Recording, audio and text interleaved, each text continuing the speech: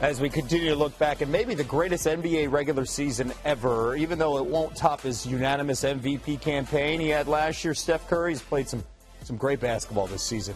No surprise, leads the NBA, 319 threes this season, standing as the only player in NBA history with multiple seasons hitting at least 300 triples. And Curry shooting from distance, long range, really continues to evolve the game. He's made an NBA-leading 13 shots from 30 or more feet out this season, 5 more than the next closest player in Damian Lillard.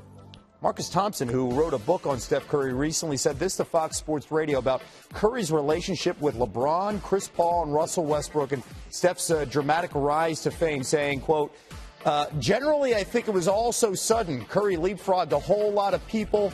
There's a whole lot of people who never got the adoration Steph gets. They don't like that. Players who were probably Hall of Famers were saying, nobody ever anointed me like this. Marcus Thompson, the author of The Miraculous Rise of Steph Curry. First take, Stephen A. Smith joining us now here on SportsCenter AM. Stephen A., how would you describe Steph Curry's relationship among the game's best players, the superstars? Well, they have profound respect for him. They have no choice. He's got mad skills. Everybody knows that he's probably the greatest shooter that we've ever seen. And the players, his contemporaries in the league, definitely respect that. And they certainly never had anything against him personally, because if you know anything about Steph Curry, he's class personified. He's one of the nicest dudes that you'd ever see in professional sports.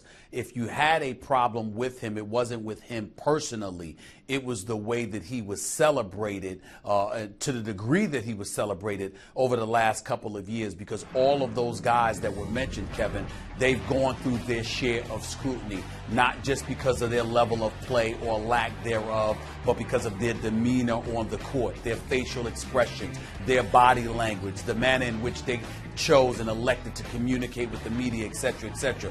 But with Steph Curry, not only was he the babyface assassin, he never looks angry. He always looks pleasant. He's always got a pleasant and personable mentality towards connected to himself. Then you combine that with the beautiful wife and the family, his father who starred in the NBA and who his parents are and what have you.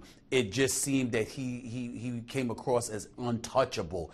And anytime you're an individual that's deemed untouchable, there are going to be other contemporaries within the league that have a problem with that, because they want you, even though they don't wish any harm upon you, they want you to go through the same kind of scrutiny that they go through towards elevating yourself and your brand to exponential levels. Now, that's what they want. I hear where you're coming from to a certain extent, that a lot of it's from the media, a lot of it's from fans showing up at arenas, and how Steph is adored by young kids and how that's perceived. But when you look at Steph coming into the league, he looked at LeBron as kind of a mentor here in this situation. And this is not specifically just LeBron. I'm saying Westbrook, Chris Paul, a lot of other stars. Is this about jealousy as well? It's not about jealousy. It really isn't. What I'm saying is that when a player is viewed or deemed untouchable, somebody that isn't deemed in that fashion is going to have a problem with it. If you are a LeBron James, you have no problem with Steph Curry as a person, as an individual, certainly not as a man. I mean, LeBron is a family man. He's married. He's got beautiful children. He's got a strong family foundation that he's built himself along with his lovely wife. You can't begrudge Steph Curry for doing the same thing, and that's certainly not something that LeBron or any of the other stars for that matter would ever do. But from a media perspective, from a public persona, when you go through the kind of scrutiny that, let's say, so in this case, LeBron has endured throughout his career, while you consistently going about the business of establishing yourself as the greatest player in the world year after year after year, and everybody seems to find something wrong with you,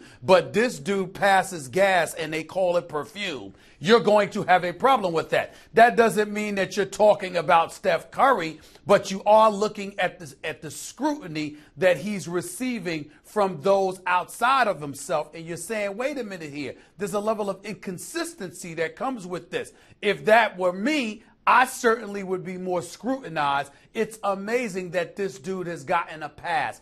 That's what you're thinking about when you bring up the issue of jealousy. It's certainly not anything towards Steph Curry. Steph Curry's a wonderful dude, and he's a fantastic player, and all the players in the league know it. But if one dude is getting away with being exposed to that scrutiny while various others are subjected to it ad nauseum, you're going to have a problem with that without having a problem with the player himself. And Steph had something LeBron wanted, that MVP as well as the finals and the championship, and LeBron took it away. And I'd like to go on record, I would never call it perfume, Stephen A. So just so we know that. Most people would when it comes to Steph Curry. If he passed gas, they'll say it's perfume. Not the here. Truth. You don't get it here, all right? I got Stephen A., thank you. Top of the hour, ESPN's First Take.